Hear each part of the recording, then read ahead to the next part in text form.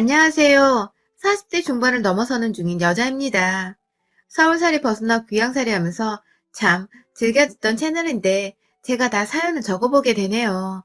그간 저한테 사연을 적어 보낼 만큼의 용기를 주신 분들께 미리 감사하다는 말씀을 먼저 드리고 싶습니다.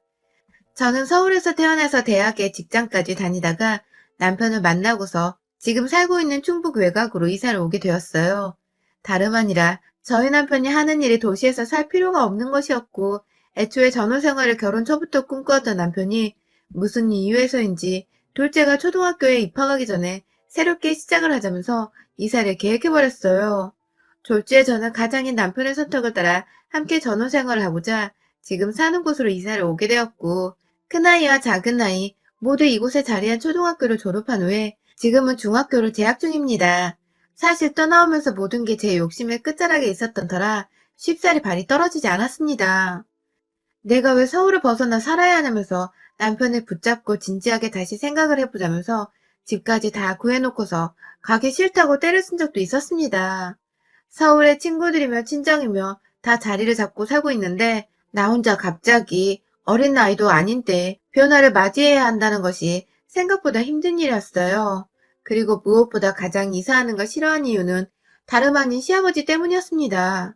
남편의 말로는 이사를 가게 되면 전원주택에 살게 되는데 마당도 넓고 뒤에 산도 큼지막히 있고 시아버지께서 살기 참 좋으실 거라면서 모시고 살자는 말을 굉장히 많이 했어요. 저는 당연히 애가 둘이나 있는 와중에 시아버지까지 모셔야 하는 거냐면서 싫은 내색을 보였습니다. 제가 결혼할 때 손해를 보고 결혼한 것도 아니고 저 돌이 할 만큼 돈 쥐고서 결혼을 했으며 남편은 정작 저희 부모님께 안부 인사도 잘 안 드리고 잘 찾아가지도 않으면서 저한테는 대뜸 모시고 살면 안 되냐고 하는 것 자체가 참 모순이고 이해하기 힘들었거든요. 그럴 거면 우리 부모님도 모시고 살자며 저는 정말로 남편 앞에서 땡깡도 부려봤습니다. 결국 말빨이 안 먹혀 지금 사는 곳으로 이사도 왔고 시아버지도 모시고 살고 있지만 말입니다. 시아버지와 함께 산지 7년 정도가 된 것 같은데 생각해보면 정말 수없이 많은 일들이 있었습니다. 하나하나 다 나열을 하자니 정말 제가 이 인생을 한 서너 번은 더 산 것처럼 어마무시하게 생각이 나네요. 일단 처음 합가를 하면서 시아버지는 동네 할머니들을 아주 다 후리고 다녔습니다. 어떻게 그럴 수 있냐고요? 우리 시아버지는 그럴 수 있더라고요. 이미 진작에 시어머니 되는 분은 남편이 어릴 때 집을 나갔고 그 바람에 남편은 엄마 없이 아빠 손에 자라났지만 시아버지는 그리 좋은 아빠는 아니었어요.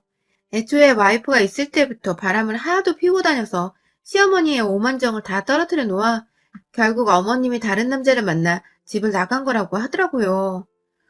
남편은 자신이 아버지를 닮으면 어떡하나 싶어서 결혼을 아예 하고 싶지 않다는 생각도 오래도록 해왔다고 해요. 저의 뭐가 마음에 들어서 그 생각을 고쳐먹은지는 모르겠지만 남편은 저마저도 우려했던 것과는 달리 참 가정적이고 전원생활 시작하면서는 더더욱 가정에 충실히 임하는 남자였습니다. 아무튼 그렇게 조강지쳐 떠나보낸 시아버지는 저희와 합가를 하기 전까지는 시댁되는 경기도에 살고 있었는데 그 동네의 노인정에서도 아주 유명했다고 해요. 그냥 아무 생각이 없었다고 말은 하지만 제 생각에는 다 의도적이었다는 합리적인 의심이 들 정도였습니다.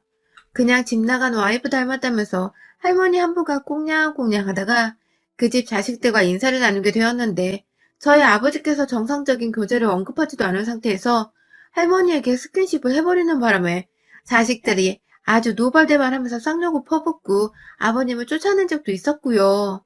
그때 아버님은 뭐 그리 억울한지 저희 남편한테 전화가 와서는 너도 내 자식이니 여기 와서 저것도 홍근육을 내줘라 라면 소란을 피우셨고 결국 그 할머니 자식 되는 분 한 명의 전화가 와서는 자초지정을 설명하고 저희 아버님 욕을 실컷 하시다가 끊으셨어요.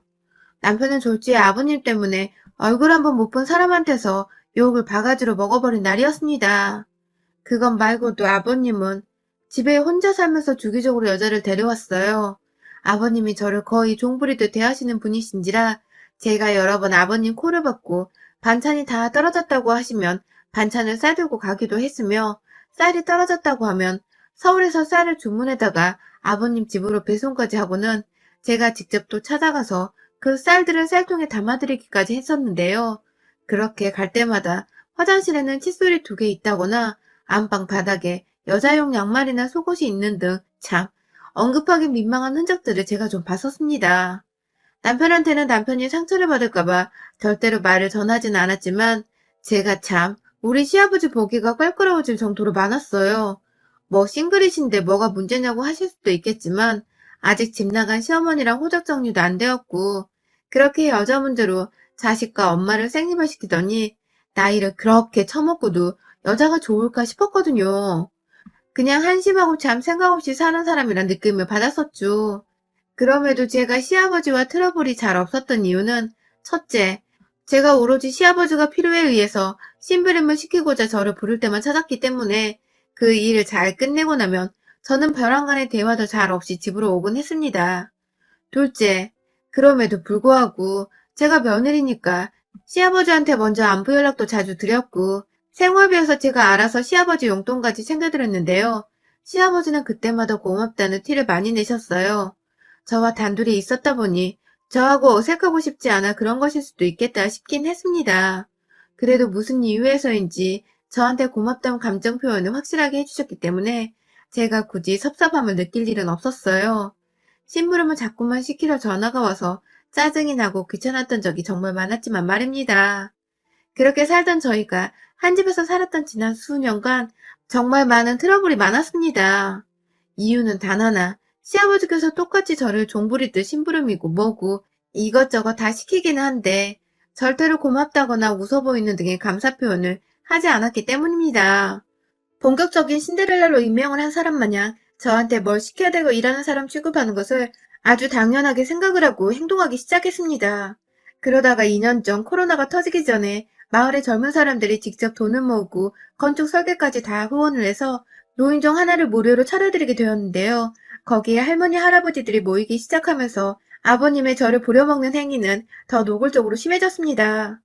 마치 주변 어르신들한테 자기는 직접 부리고 사는 종이 있다는 것을 막 자랑을 하려는 못돼 먹은 영감탱이처럼 말입니다.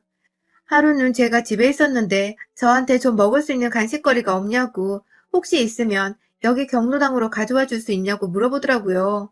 그래서 아버님이 주변 어르신들이랑 같이 나눠 먹을 거라 생각을 해서는 한가득 집에 있던 사탕 봉지랑 마침 찌고 있는 옥수수를 낱개로 더 잘라서는 가지고 갔는데요. 시아버지께서 아이고 돈 좀 되는 거 사오지 이게 뭐냐 하면서 사탕 봉지를 경로당에 앉아 안을 찬찬히 보시더니 급기야 마음에 안 든다고 바닥에 내팽개친 겁니다. 근데 저는 그 순간 분명히 보았어요. 시아버지가 저를 혼내느라 정신이 없는 게 아니라 주변의 다른 할머니 할아버지들이 자신을 얼마나 쳐다보고 있나 싶어서 눈알을 막 굴리면서 주변 사람들 표정을 살펴보더라고요.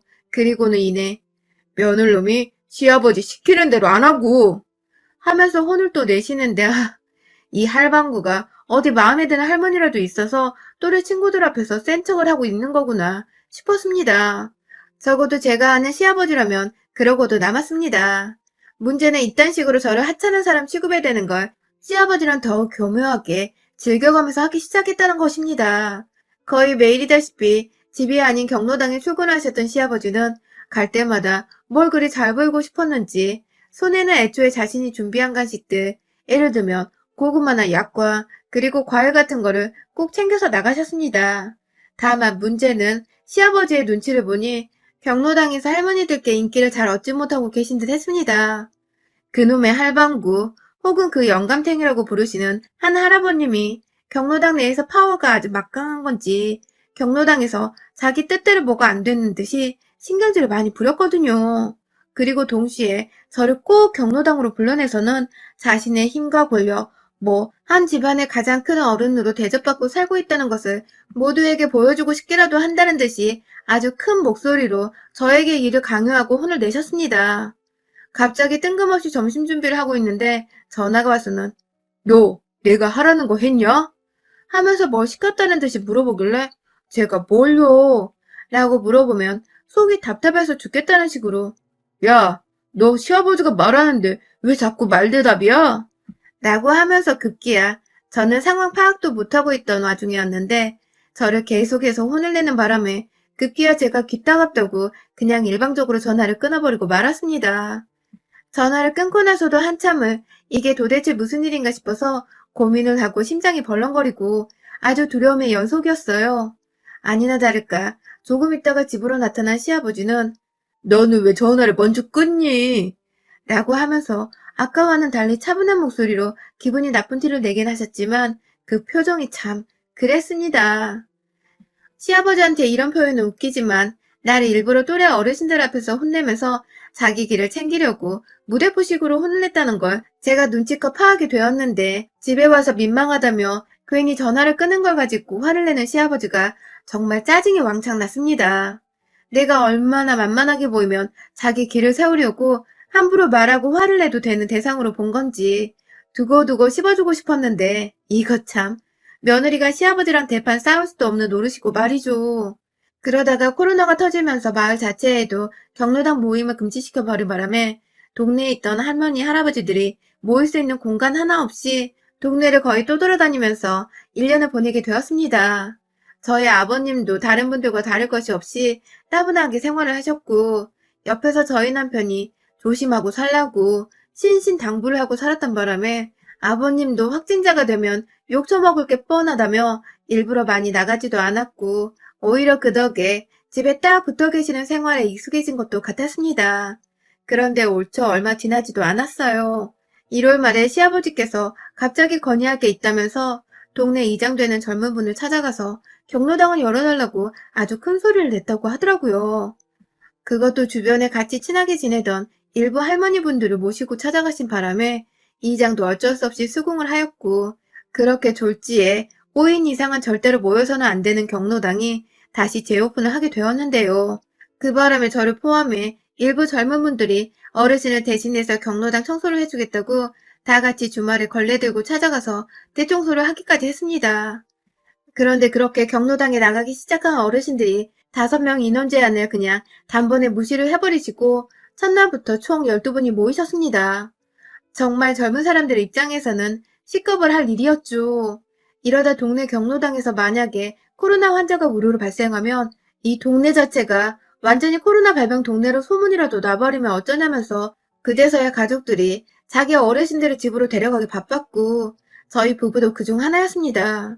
그런데요, 아휴, 참, 그놈의 고집이 이 시골 마을에 내려와서 어찌나 세졌는지 조심히 모셔가는 제 등짝을 갑자기 후려치시더니 감히 여자 주제에 시아버지 등을 붙잡고 집으로 쫓아내듯 데려가려 해? 이 싸가지 없는 것 같으니. 하면서 주변 할머니, 할아버지 들으라고 막 더 큰 소리를 내면서 의시대는데, 저는 다른 집 며느리들과 일부 젊은 분들 앞에서 아주 개쪽을 당했죠. 요즘 세상에도 여자란 이유로 시아버지한테 큰 소리 한번 내지 못하고 저렇게 욕 처먹고 망신당하는 며느리가 있나 싶었을 겁니다. 다들 저를 그렇게 바라보는 게 맞는 건지 눈에는 아주 불쌍하고 애처롭다는 듯한 표정이 다 담겨 있었죠. 겨우 남편이 시아버지를 진정시켜서 집으로 데려온 그날 저는 밤새도록 잠을 제대로 자지도 못하고 뜬 눈으로 지새웠어요.